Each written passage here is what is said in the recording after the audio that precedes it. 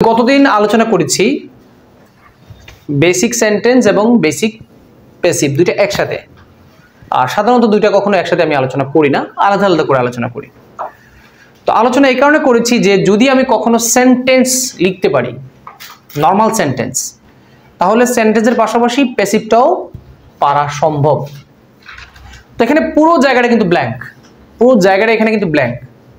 Just আমি headline দিয়েছি sentence and passive, আমি কোনো বাংলা ইংলিশ কিছু লিখি নাই।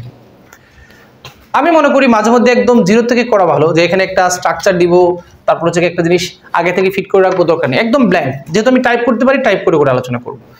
আচ্ছা, ধরুন একটা বাক্য আমি লিখি, একটা বাংলা বাক্য আমি লিখি। বাক্যটা হচ্ছে গিয়ে পাখি বাসা তৈরি করে। খুব ছোট্ট একটা বাক্য। সো বাক্য সম্পর্কে আপনি মানে সেন্টেন্স সম্পর্কে যতটুকু জানেন ততটুকু থেকে আমি কিছু প্রশ্ন করি।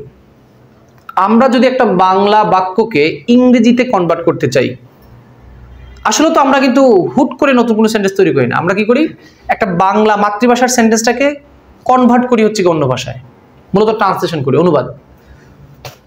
তো এখানে পাখি বাসা তৈরি করে, পাখি ইংলিশ বার্ডস, বাসা English nest, good.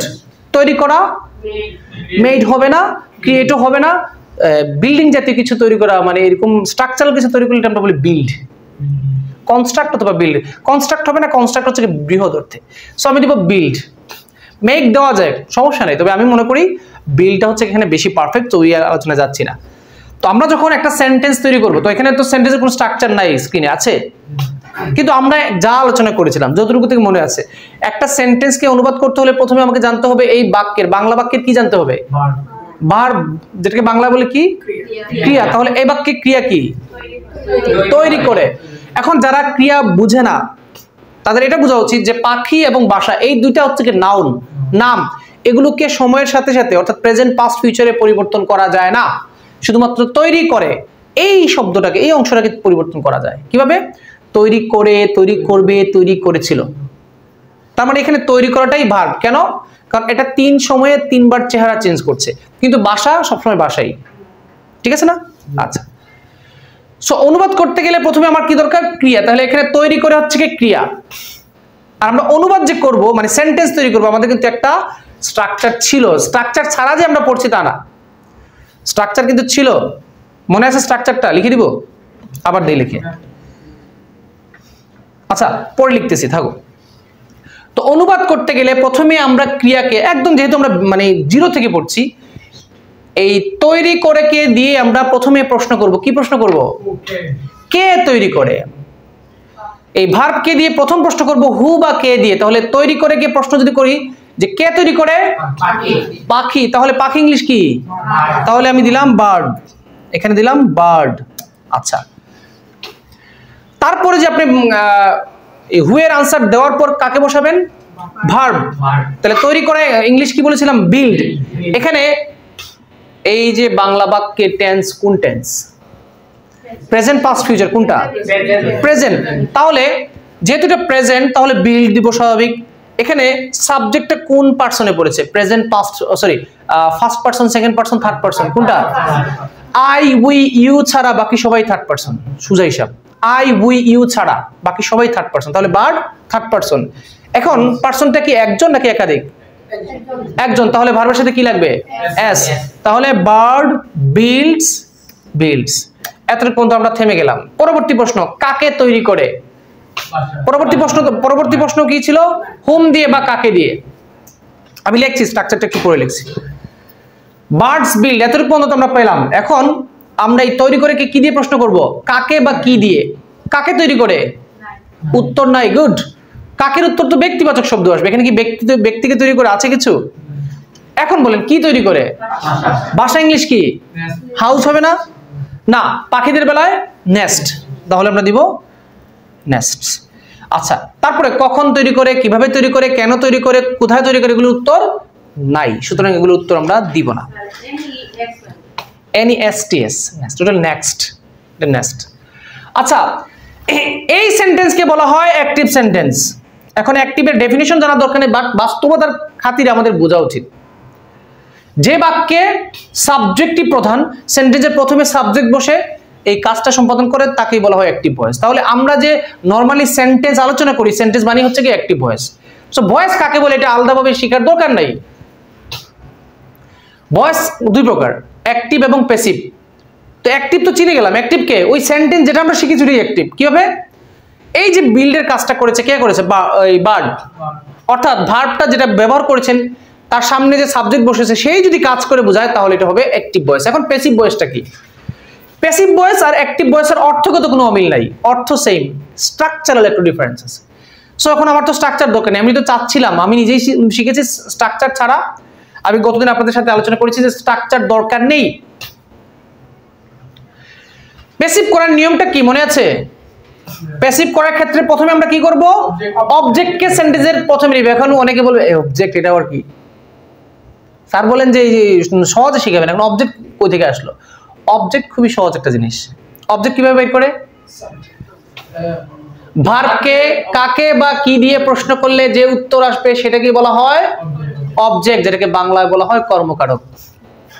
Now you think আমি কর্মকারক শিখেছি, এখন বাংলাতে অ্যাপ্লাই করে অবজেক্ট বের করছি। আবারও বলি, স্ট্রাকচার একটা স্ট্রাকচার আছে, কিন্তু নতুন একটা স্ট্রাকচার দিয়েছি না লম্বা, হু হুম দিয়ে, এগুলো এটা আমি লিখতেছি একটু পরে, আসতেছি আস্তে আস্তে। আমার কথা হচ্ছে স্ট্রাকচার লিখলাম না, আলোচনা মুখে মুখে বলি, তখন মনে থাকবে বেশি। ক্রিয়াকে বা ভার্বকে হুম বা হোয়াট দিয়ে প্রশ্ন করলে যে উত্তর আসবে সেটাই অবজেক্ট। কাকে তৈরি করে? উত্তর আছে? কি তৈরি করে? তার মানে অবজেক্টকে ভাষা।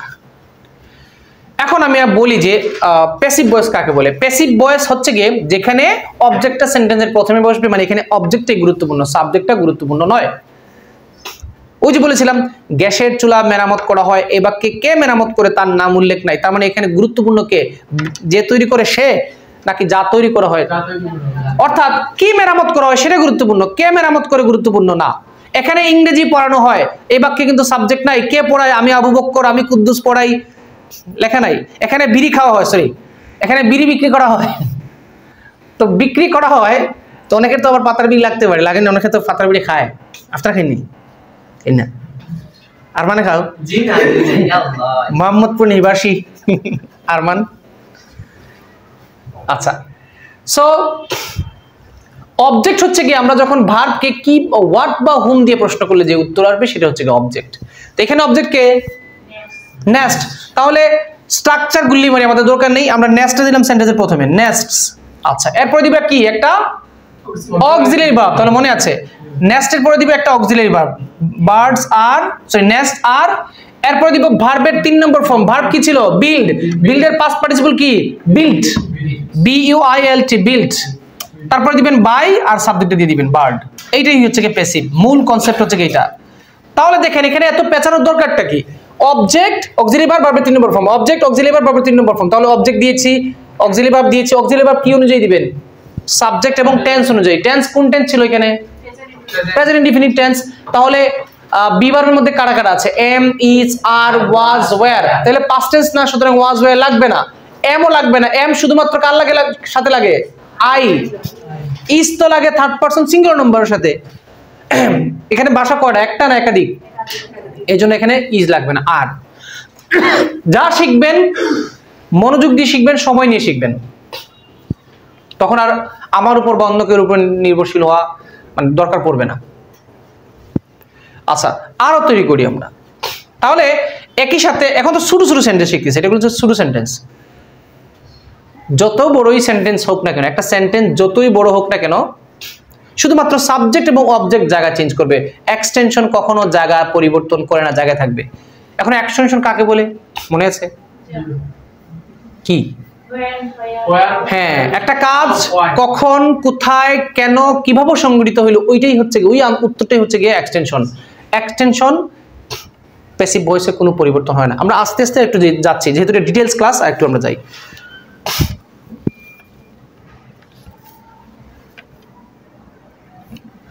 তারা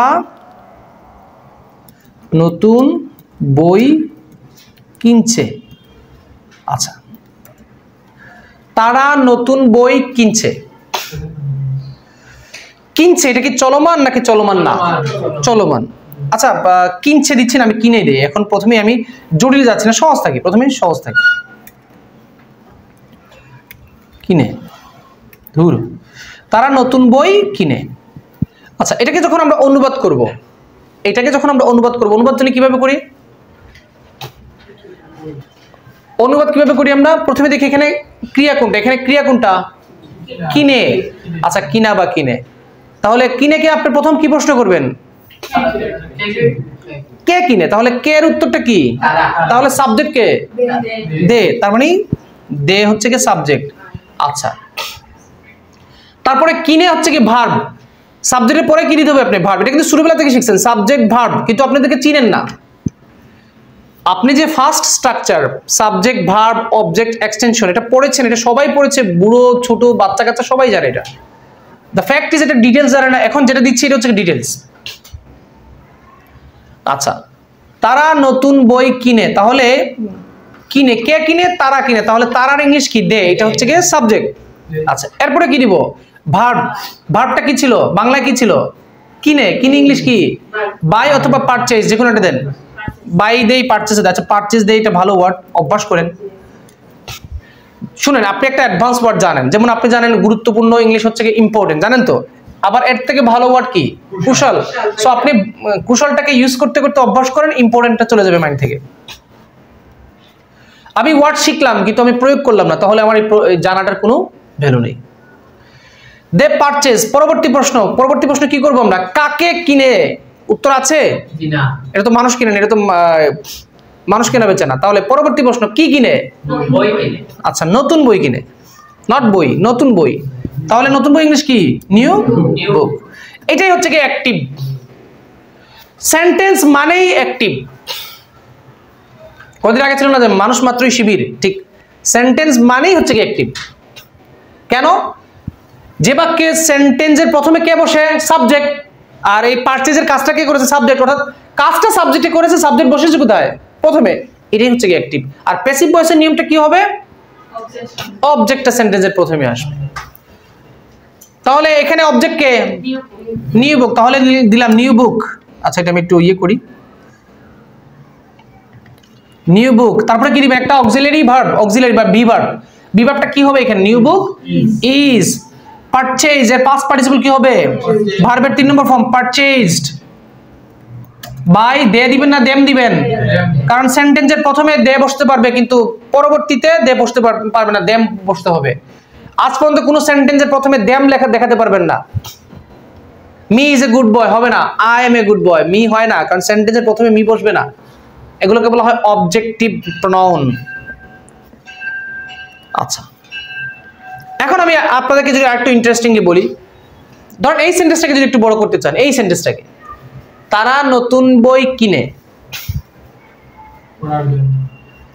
গুড, পড়ার জন্য। তারা নতুন বই কিনে কোথা থেকে? ধরেন লাইব্রেরি থেকে। লাইব্রেরি থেকে কেন? পড়ার জন্য। অনেকে ভাবতে পারে যে ছোট ছোট বাক্য তো যে কেউ পারবে, তো আমরা দেখি এই সেন্টেন্স, এই কি সেন্টেন্সটাকে লম্বা করি। তারা নতুন বই কিনে লাইব্রেরি থেকে পড়ার জন্য। তাহলে এখানে দুইটা জিনিস অ্যাড হলো। এক হচ্ছে কি স্থান, কোথা থেকে কিনে? লাইব্রেরি থেকে। আবার কেন কিনে সেটাও কিন্তু উত্তর দেওয়া আছে। তার মানে আমাদের যে সেদিন স্ট্রাকচার পড়েছিলাম সেই স্ট্রাকচারটা একটু আবার আপনাদেরকে একটু মনে করে দেই। কোথায় যেন ছিল, একদম প্রথমে ছিল এই যে স্ট্রাকচার, এটা বাতিল, এটা আমরা বাদ দিয়ে দিয়েছি। এই স্ট্রাকচার লাগবে না আমাদের। এখন নতুন আইফোন 16 প্রো ম্যাক্স চলে আসছে, এখন আর 15 দরকার নেই, যদিও ঘুরে ফিরে ঘোড়ার ডিম সেম। এই হচ্ছে কি নতুন স্ট্রাকচার। এটা কোনো স্ট্রাকচার না, এটা হচ্ছে কি অর্গানিক মেথড। আপনি জাস্ট লাইনটা মুখস্থ রাখেন, who, verb, hmm, what, when, where, how, why. So একটু আগে বাংলা বাক্য কি ছিল? তারা নতুন বই কিনে লাইব্রেরি থেকে পড়ার জন্য। তাহলে তারা নতুন বই কিনে, এটার উত্তর তো আমরা ইংরেজিতে দিয়ে দিয়েছি, দে পারচেজ নিউ বুক। আচ্ছা কখন কিনে, এটা কি উত্তর আছে? এই দেখেন সিরিয়াল, কে কিনে উত্তর দিয়ে দিয়েছি, দে। তারপরে ভার্ব দিয়েছি পারচেজ, তারপরে কাকে কিনে উত্তর নাই, কি কিনে নিউ বুক দিয়ে দিয়েছি, কখন কিনে উত্তর কি ছিল ওই বাক্যে নাই, হোয়ার কোথা থেকে কিনে বা কোথায় কিনে এটা কি আছিল এখন আছে, ফ্রম লাইব্রেরি থেকে ইংলিশ কি ফ্রম, প্রিপজিশনে ভুল হতে পারে, আর্টিকেলের ভুল হতে পারে, এগুলো আপনি আলাদা সাবজেক্ট। কিভাবে কিনে এটা কি জানি আমরা, টাকা দিয়ে নাকি ফ্রিতে নাকি গুন্ডামি করে, এটা কি জানি আমরা, জানি না। হোয়াই কেন কিনে, তাহলে এই দুইটা জায়গার উত্তর আছে, এই কোথা থেকে কিনে এবং কেন কিনে, এই দুইটা প্রশ্নের উত্তর আমরা বসিয়ে দিলে তো আমাদের সেন্টেন্সটা কমপ্লিট হয়ে যাচ্ছে। চলুন আমরা ওইখান থেকে সেন্টেন্সটা কমপ্লিট করে নিই। আচ্ছা, they purchase new book from library to read. To read দিতে পারেন অথবা ফর রিডিং দিতে পারেন। ফর দিলে ভার্বের সাথে আইএনজি দিতে হবে, ফর দিলে ভার্বের সাথে আইএনজি দিতে হবে, ফর দিলে ভার্বের সাথে আইএনজি দিতে হবে, আর টু দিলে ভার্বের সাথে আইএনজি দেওয়া দরকার নাই। মানে উদ্দেশ্য বুঝাইতে ভার্বের সাথে ফরও দেওয়া যায়, টুও দেওয়া যায়। ফর দিলে কি করবেন, ভার্বের সাথে আইএনজি দিতে হবে, অর্থাৎ টু ছাড়া আমি অন্য সাবজেক্টে যাচ্ছি না। জাস্ট মনে রাখবেন, ফরের পরে ভার্ব দিলে আইএনজি, টু এর পরে আইএনজি দেওয়া যাবে না। এখন একই বাক্য যদি প্যাসিভ করেন কিচ্ছু করতে হবে না, আপনি তো প্যাসিভ অলরেডি করে ফেলেছেন, জাস্ট এই অংশটা আপনি অ্যাড করে দেন।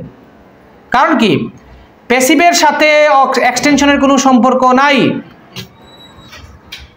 প্যাসিভের সাথে কোনো সম্পর্ক নাই, প্যাসিভের সাথে এক্সটেনশনের কোনো সম্পর্ক নাই। একজন এখানে একজন ওইখানে যান, একজন ওইখানে যান, যাও, সমস্যা নাই, সমস্যা নেই ছোট ভাই, ডাজন্ট ম্যাটার। আচ্ছা, নিউ সেন্টেন্স, আর একটু সেন্টেন্স তৈরি করি। সূর্য মামা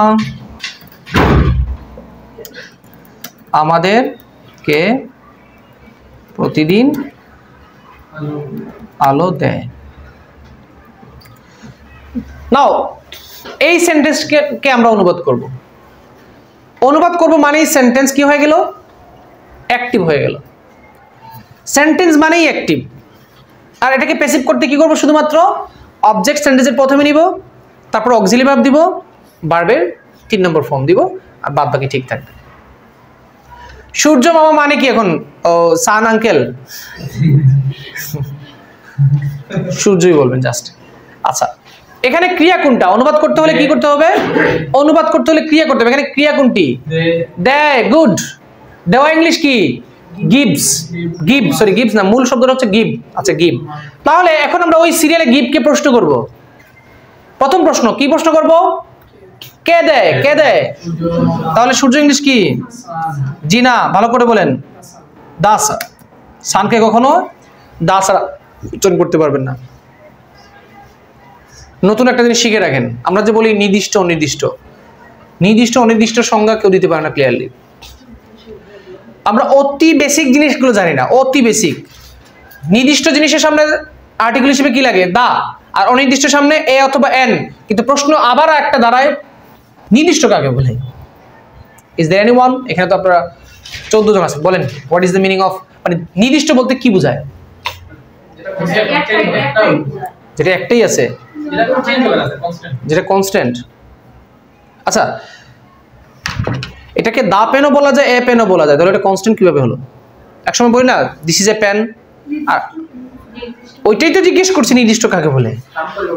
নো, সময় কমে যেন অল্প সময়ে একটু ব্যাখ্যা দিই। যে বস্তু বা যে কোনো বিষয়ে, যে ব্যক্তি বা বস্তু সম্পর্কে বক্তা এবং শ্রোতা উভয় অবগত, সেটাই হচ্ছে গিয়ে নির্দিষ্ট। আবার বলি, যে বিষয়ে, আলোচ্য বিষয়ে যখন বক্তা এবং শ্রোতা উভয়ই অবগত, সেটাকে বলা হয় নির্দিষ্ট। যেমন আমি যদি বলি লুক এট দ্য টেলিভিশন, আপনি কোন দিকে তাকাবেন? এখন যদি বলি লুক এট দ্য বাল্ব, এখন কোন দিকে তাকাবেন? কোন বাল্ব? তখন আপনি প্রশ্ন করবেন, স্যার এখানে তো অনেক বাল্ব আছে, কোনটা? তখন আমাকে দেখাতে হবে লুক এট দ্য বাল্ব। এখন আমি যে বাল্ব বুঝাচ্ছি, আপনি সেম বাল্ব বুঝেছেন, তার মানে বক্তা হিসেবে আমি যা বুঝেছি, আপনি শ্রোতা হিসেবে একই জিনিস বুঝেছেন, এই জন্য এটা নির্দিষ্ট, এই জন্য তার সামনে দা লাগবে। সান, এর আগে সবসময় দা লাগে কেন? কারণ আমার শ্বশুর বাড়ির চালের উপরে যে সূর্য, আপনার শ্বশুর বাড়ির চালের উপরে একই সূর্য। পৃথিবীতে সবার ক্ষেত্রে একই সূর্য, কেউ বলতে পারবে না। কিছু কবিরা আবার বানায় তোমার জন্য এনে দিব আমি চন্দ্র সূর্য। এজন্য অনেকে তাদেরকে বলে পাগল। আসলেই সো নির্দিষ্ট অনির্দিষ্ট এই সামান্য সংজ্ঞাটা কিন্তু আমাদের জানার আগ্রহ নাই, কারণ এই জন্য আমাদের মিস্টেকটা বেশি হয়। পৃথিবীর আগে দেখবেন লাগে দ্য আর্থ, কারণ কি একটাই আর্থ আছে, দ্য মুন। আচ্ছা এখন আসেন প্রথমে প্রশ্ন, দেকে জিজ্ঞেস করছি কে দেয়? The sun. দে ইংলিশ কি? প্রোভাইড বাদ দিন, গিভ দেই। গিভের সাথে এস লাগাবেন না লাগাবেন না? লাগাই দেই, কারণ কি সূর্য কয়টা এখানে? একটা। The sun gives. পরবর্তী প্রশ্ন, কাকে দেয়? তার মানে এখানে কাকের উত্তর আছে। সিরিয়ালটা মনে আছে? কে দেয় ভার্ব, তারপর হচ্ছে কি কাকে দেয়, কি দেয়, তারপর হচ্ছে কি কখন, কোথায়, কিভাবে, কেন। সহজ হিসাব। আচ্ছা গিভস কাকে দেয়? আমাদেরকে ইংলিশ কি? আস। পরবর্তী প্রশ্ন, কি দেয়? আলো, লাইট। তারপর কখন দেয়? এভরিডে। তারপর হচ্ছে কি কিভাবে দেয়, কোথা থেকে দেয়, কোথায় দেয়, কেন দেয় আমরা জানি না। সুতরাং এখানে শেষ। এখন একটা কথা আপনাদেরকে বলি, অনেকে বলবে স্যার এভরিডেটাকে লাস্টে দিলেন কেন, প্রথমে দিলে সমস্যা কি? আপনি সাবজেক্ট, ভার্ব এবং অবজেক্ট এই তিনটার জায়গায় একদম অ্যাকুরেট জায়গায় বসাতে হবে। এক্সটেনশন যে কোনো জায়গায় বসাতে যাবে। এখন যদি আপনি সেন্টেন্সের প্রথমে এক্সটেনশনকে আনতে চান পারবেন।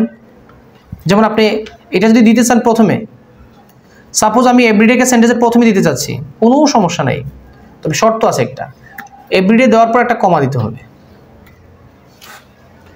সাবজেক্টের আগে যদি এক্সটেনশন আনতে পারবেন, তবে একটা কমা দিতে হবে। দরকার কি জটিল হিসেবে যাও, আমরা জটিল হিসেবে বাদ দিলাম, আমরা গরিব মানুষ, এত গভীর চিন্তা করতে পারবো না। এখন এটাকে আমরা প্যাসিভ করব। এখন একটা বিপদ আছে আপনাদের, এই বাক্যে অবজেক্ট কয়টা? একটু জোরে বলেন, কিভাবে বুঝলেন? আপনি হুম দিয়ে প্রশ্ন করে উত্তর পেয়েছেন আমাদেরকে বা আস, আর কি হোয়াট দিয়ে প্রশ্ন করে উত্তর পেয়েছেন লাইট, তার এখানে অবজেক্ট কয়টা? এখন প্যাসিভ করবেন কিভাবে? প্যাসিভ করবেন কিভাবে? সোজা হিসেবে বলে দেই, জীবিত অবজেক্টকে প্রথমে আনেন আর দ্বিতীয় অবজেক্টকে জায়গায় রাখেন। এখানে অবজেক্ট থাকে সবসময় দুইটা, একটা জীবিত একটা মৃত। সর্বোচ্চ অবজেক্ট থাকে কটা? দুইটা, একটা জীবিত একটা মৃত। এখানে জীবিত কে, আমরা নাকি সূর্য? মানে ব্যক্তিবাচক যেটা। The sun gives us light every day. Every day তো এক্সটেনশন, এটার কোনো পরিবর্তন হবে না। তাহলে এখানে দুইটার মধ্যে একটাকে সামনে আনতে হবে। তাহলে কাকে আনবেন? জীবিত যে। জীবিত কে? আস। সেন্টেন্সের প্রথমে আস বসে না, উই। আস এর সাবজেক্টিভ ফর্ম হচ্ছে উই। আচ্ছা তারপর কি দিবেন? একটা অক্সিলারি ভার্ব। কি দিবেন? We are. গিভেন, ভার্বের 3 নম্বর ফর্ম, গিভ, গেভ, গিভেন। আচ্ছা তারপরে হচ্ছে কি দ্বিতীয় অবজেক্ট লাইট। এখন নতুন একটা জিনিস চলে আসলো, তাই না? এটাকে তো ফেলে দিতে পারবেন না। এখন দুইটা অবজেক্ট আসলে করবেনটা কি আপনি? We are given light by the sun, আর এভরিডে তো জায়গায় থাকবে।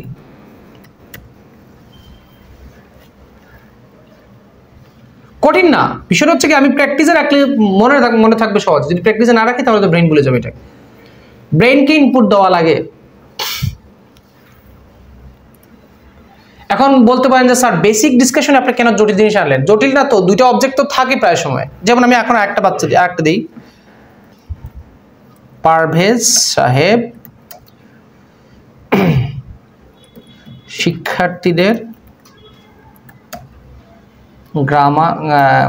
ক্লাসে গ্রামার পড়ান। আচ্ছা এইটাকে আমরা অ্যাক্টিভও করবো, প্যাসিভও করবো। আর সবসময় যদি আমি সহজ জিনিসের উপর যদি ভর করে বসে থাকি, আপনাদেরকে যদি আমি স্বাধীনভাবে প্রমাণ করেছি, কিন্তু গতকালকে দেখলাম, যদি বলি যে আপনার নিজের ইচ্ছে একটা বাক্য লেখেন, বাংলা বাক্য খুঁজে পায় না। মানে ইংরেজি আইএলস এর রাইটিং স্পিকিং কিভাবে করবেন? আর একটা ক্লাসরুম শুধুমাত্র যে ক্লাসরুম না, আমি তো ক্লাসরুমের মধ্যে একটু খুচাখুচি হয়, মোটিভেশনাল কথাবার্তা হয়, অনেক সময় সুখ দুঃখ শেয়ার হয়। আমরা রাইটিংটাকে শুধুমাত্র রাইটিং হিসেবে দেখি, মনে করি যে রাইটিং যখন করি ওইটাই রাইটিং। আচ্ছা আপনি যে রিডিং প্যাসেজটা মানে পড়েন, কেউ না কেউ তো এটা লিখেছে, তাই না? সেটাও তো রাইটিং। পত্রিকা যে পড়েন সেটা কি রাইটিং না? স্পিকিং যে করেন, স্পিকিং করতে কি গ্রামার লাগে না? তো সেটাকে তো রাইটিং হিসেবে ধরা যায়। মুখে বলছে এই জন্য এটা স্পিকিং, আর লিখিত লেখলে এটা রাইটিং। এই যে সামান্য করে কথা বললাম কেন? স্টুডেন্ট খুব সহজে আমাকে বলে ফেলে স্যার রাইটিং পারি না। একবার লজ্জা হওয়া উচিত যে পারি না কথা বলার আগে যে আমি কি চেষ্টা করেছি। রাইটিং করতে হলে কি কি লাগবে? একটা বিল্ডিং তৈরি করতে হলে তো কিছু জিনিস লাগে। কি কি লাগে? রড, সিমেন্ট, বালু, ইঞ্জিনিয়ার, ডিজাইন সবকিছু তো লাগবে। তো একটা রাইটিং এর ক্ষেত্রে তো এরকম প্রযোজ্য। ভোকাবুলারি লাগবে, তারপর হচ্ছে কি যে বিষয় লিখবেন বিষয়টা লাগবে, বিষয়ের উপর বাস্তবিক আইডিয়া লাগবে, গ্রামার লাগবে, তারপরে তাদের মধ্যে একটা লিঙ্ক থাকতে হবে, আইএলএমএল লিখলে হবে না। সো এগুলো আমি বিভিন্ন জায়গা থেকে, আপনি এখন যদি বলেন বিল্ডিং বানাবেন তো আপনি রড কিনে আনেন, সিমেন্ট কিনে আনেন, ইঞ্জিনিয়ার ধরে নিয়ে আসেন, ডিজাইন ধরে নিয়ে আসেন, তারপরে তো বিল্ডিং হবে। আপনি যদি বলেন হ্যাঁ আমি তো বিল্ডিং তো নাই আমার, তো আমি জিজ্ঞেস করবো টাকা আছে? জি, তাহলে কিনে আনেন। পারভেজ সাহেব শিক্ষার্থীদের ক্লাসে গ্রামার পড়ান। তাহলে এটাকে যদি আমরা সেন্টেন্সটাকে অনুবাদ করতে চাই, মানে সেন্টেন্স তৈরি করতে চাই ইংরেজিতে, এটা তো বাংলা সেন্টেন্স, বাংলাতে সেন্টেন্স হয় না, কি হয়? বাক্য। বাংলা বাক্যকে ইংরেজিতে সেন্টেন্স তৈরি করবো এখন। তো এখন আমি কি করবো? এটাকে অনুবাদ করবো। সো অনুবাদ করতে হলে প্রথমে দেখবো কি বাংলা ক্রিয়া। আচ্ছা, আমরা ফাইনাল পরীক্ষায় কি কখনো বাংলা বাক্য লিখতে পারবো? বাংলার বি উচ্চারণ করতে পারবেন না। তাহলে এই বাক্যটা পাবো কোথায়? ব্রেইনে থাকবে? মনে মনে থাকবে না? এখন যদি আমি আপনাকে জিজ্ঞেস করি what do you do when you feel bored, আপনি প্রথমে কি বোর্ডে বাংলা লিখবেন, পরে এসে এখানে ইংরেজিতে অনুবাদ করবেন? জি না, আপনি সাথে সাথে ব্রেইনে থিঙ্ক করছেন কিন্তু অলরেডি, যে বিরক্ত হলে তো আমি শুয়ে থাকি, I sleep when I feel bored। ব্যাস, অর্থাৎ আপনি বাংলাটা থিঙ্ক করেছেন, তারপর এটাকে অনুবাদ করেছেন। এখন যাদের ইংরেজি জার্নি লং টাইম হয় নাই, অল্প সময়, তাদের জন্য কিন্তু টাফ। আর আমরা একটু লং টাইম, তারপরে আমাদের মিস্টেক হয়। তো আমাদের একটু আপনাদের থেকে আমাদের একটু সহজ লাগে, কারণ আমরা একটু বেশি দিন থেকে এখানে আছি। বাদ দেন, এখন আমরা অনুবাদ করি। সো প্রথম প্রশ্ন এখানে, ক্রিয়া কোনটা? এই বাক্যে ক্রিয়া কোনটা? পড়ানো। আচ্ছা, পড়ানো ইংলিশ কি? টিচ। আর নিজে পড়া ইংলিশ কি? লার্ন। শিখা ইংলিশ লার্ন, আর শিখানো হচ্ছে কি টিচ। এখানে কিছু গ্রামার আছে, একটা হচ্ছে কি কজেটিভ ভার্ব। আচ্ছা, ওই ঝামেলায় যাই না। আরে মোহাম্মদপুরে আরমান সাহেব যে কিচ্ছু পারেন না। তোমার নাম যখন কইছি তখন তোমার ফটোটাও আমি দিব সময়। আচ্ছা, না আমার স্টুডেন্টরা খুব ভালো পারে, খুব ভালো পারে। কি ভালো পারে এটা পরে জানিয়ে দেব। আচ্ছা, তাহলে টিচ পড়ানো। প্রথম প্রশ্ন কি করব আমরা? কে পড়ায়? সিরিয়ালটা মনে আছে? কে পড়ায়? তাহলে কে পড়ায়? মিস্টার পারভেজ, MRSP, আমার নাম তো SP। আচ্ছা, পরবর্তী পড়ানো ইংলিশ কি? টিচ। এস লাগবে তো, ইএস লাগবে, teaches. Mister Parvez teaches. Teaches কেন আসলো? Third person singular number. আচ্ছা, পরবর্তী প্রশ্ন, কাকে পড়ান?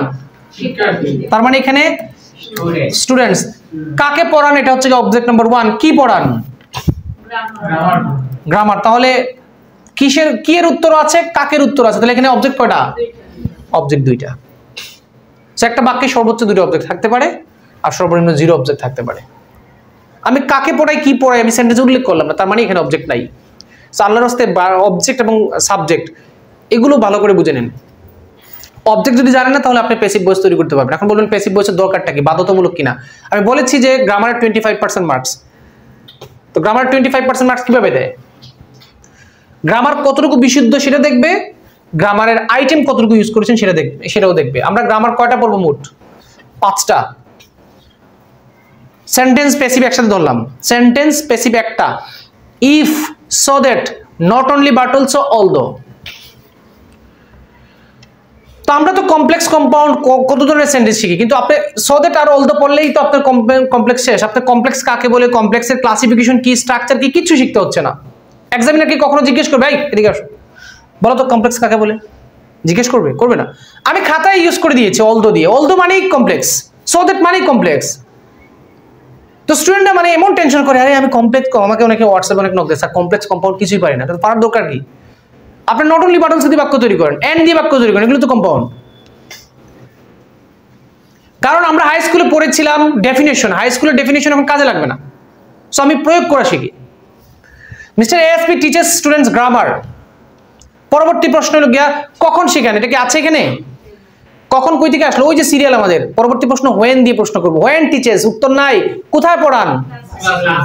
এট ক্লাসরুম বা ইন দ্য ক্লাসরুম বলেন। এই প্রিপজিশনের ভুলটাকে কখনো আমলে নিয়েন না। কিভাবে পড়ান? নাই। যদি এখানে থাকতো কম্পিউটারের মাধ্যমে বা মাল্টিমিডিয়া স্ক্রিনের মাধ্যমে, তাহলে আমি দিতাম এখানে বাই মাল্টিমিডিয়া স্ক্রিন অথবা ডিজিটাল স্ক্রিন অথবা প্রজেক্টর। কেন পড়ান লেখা নাই? যদি এখানে থাকতো যাতে তারা আমেরিকান বউ পায়, বুঝলাম না, জুকস করলাম, আসলো না কেউ। মাঝে মধ্যে নিজেকে জোর করে আসবা, এই তুমি আসিও না, দাঁত ব্রাশ করো না, হারপিক দিয়ে ব্রাশ করো। হাসি সুন্দর না, এই জন্য কইলাম। Thank you for smiling. আচ্ছা, এখন এটাকে প্যাসিভ করব। তাহলে একটু আগে বলেছি যদি ডাবল অবজেক্ট হয় তাহলে জীবিত অবজেক্টটাকে সেন্টেন্সের প্রথমে নিব আর মৃত অবজেক্টটাকে জায়গায় রেখে দিব। আর এক্সটেনশন, এই যে ক্লাসরুম, এটা চেঞ্জ হবে না। তাহলে এখানে অবজেক্ট কটা আছে? কে কে? স্টুডেন্টস আর গ্রামার। তাহলে স্টুডেন্টসকে প্রথমে নিব, স্টুডেন্টস। আর teach, taught, taught, TAUGHT, taught. By না, বাই দেওয়া লাগবে না, দিব গ্রামার। এখন দিব বাই মিস্টার ASP।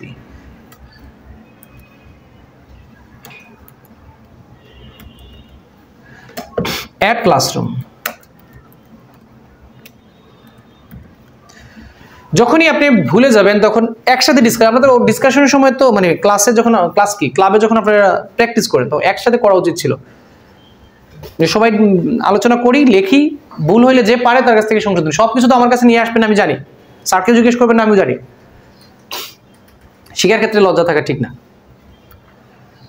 আমরা এখন অনেক সময় আইএলটিএস প্রতিষ্ঠানে যাই, টাকা দিয়ে মোটিভেশন কিনি, জুকস কিনি। অনেকে কয় আপনাদের স্পেশালিটি কি? আমরা ফানের সাথে মানে ফান করে পড়াই। তো জুকসের বই পড়লে তো হয়, তোমার এখানে 10,000 টাকা দিয়ে ভর্তি দিতাম কেন? ফেসবুকে তো এখন বিনা টাকায় জুকস পাওয়া যায়। ক্লাসরুমের খাজনা জুকস কোয়া। হ্যাঁ, পারিপার্শ্বিক ক্ষেত্রে অনেক সময় জুকস হয়ে যায়, এটা কিন্তু মুখ্য বিষয় না। সো এই হচ্ছে কি বেসিক প্যাসিভ। এর বাইরেও কিছু আছে কন্টিনিউয়াসের ক্ষেত্রে। এখন আসলে একটু সময় দ্রুত সময় করি, কিছু বেসিক তো আইডিয়া হয়েছে, এখন একটু সময়ে কমাই। যেমন ধরেন বানরগুলো, বানর দিয়ে একটা বাক্য থাকবে। I am sorry for that, my favourite word, কারণ আমার সামনে সবসময় বানর থাকে তাই। বানরগুলো গাড়ি চালাচ্ছে। আচ্ছা, বানরগুলো গাড়ি চালাচ্ছে, কার কোনো আপত্তি নেই তো?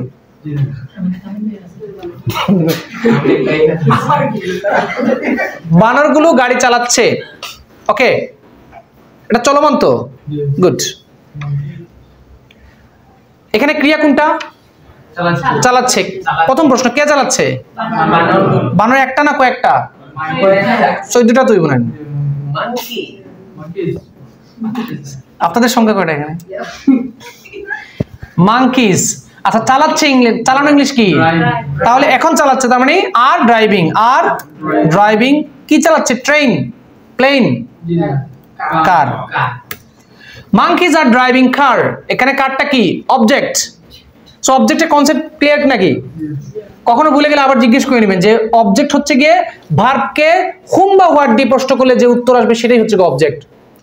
আর ভার্বকে when, where, how, why দিয়ে প্রশ্ন করলে যে উত্তর আসবে সেটাই হচ্ছে এক্সটেনশন, যেটা ছোটবেলা থেকে শিখে আসছেন কিন্তু এক্সটেনশনের চেহারা জানেন না।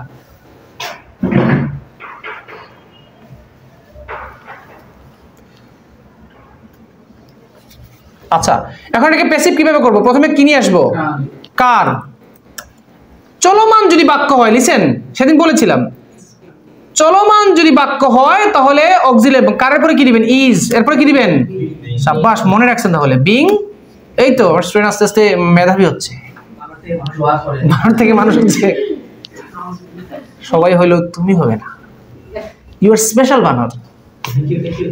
Thank you. লজ্জা লাগে না? সাফিনা, বাটমারার সাফিনা, মাহাদির ভাই সাফিনা। আচ্ছা, car is being driven by কার কার কর্তৃক কার চালানো হয় শাবাশ বাই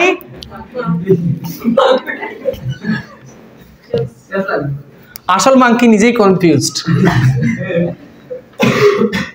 সো যদি কন্টিনিউয়াস বাক্য হয় তাহলে শুধু কি অ্যাড করবেন বিং বিং বিং এগুলো নিজে রেগুলার লিখবেন আর আলোচনা করে করে লিখবেন নিজের সাথে কথা বলে বলে লিখবেন দেখবেন ব্রেইনিং ক্যাপচার হবে মাংকিস হবে আচ্ছা মাংকিস হবে আচ্ছা ওকে শুনুন ব্রেইনকে ইনপুট দিতে হয় আপনি যা জানেন জানলে হবে না এটাকে আপনি রেগুলার ইউজ করেন দেখবেন এটা কাজে লাগবে আপনাদের বইয়ের এই যে বইয়ের ফার্স্টে কি দিয়েছি 70 ওয়ার্ড দিয়েছি না 70 ওয়ার্ড শিখলে হবে না এই 70 ওয়ার্ড ইউজ করতে হবে এই 70 ওয়ার্ড যদি কেউ ভালোভাবে শিখে বুঝলাম না তোমরা আসলা কেন তোমরা আসলে বান্দর রে বই নাই 70 ও সেকেন্ড প্রথম পেজে যে 70 ওয়ার্ডস দেওয়া এই 70 ওয়ার্ডস যদি আপনি কেউ যদি ভালো করে শিখে অ্যাপ্লাই করে তাহলে সে অনেক প্রচুর পরিমাণে সিনোনিম শেখা থেকে বেঁচে যাবে এটা ওয়ারেন্টি দেওয়া কিন্তু এর মানে এই না যে এই 70 ওয়ার্ড শেখার পর আপনাকে লিসেনিং রিডিং এর জন্য কোনো ওয়ার্ড শিখতে হবে না এটা আমি বলি না আমি বলছি স্পিকিং এবং রাইটিং এর জন্য এখন কি আল্লাহর রাস্তে প্যাসিভ এন্ড সেন্টেন্স মোটামুটি পারা যাবে কিনা আমি কি আপনাদের কাছ থেকে কিছু ভালো কিছু আশা করতে পারি কিনা আচ্ছা ওকে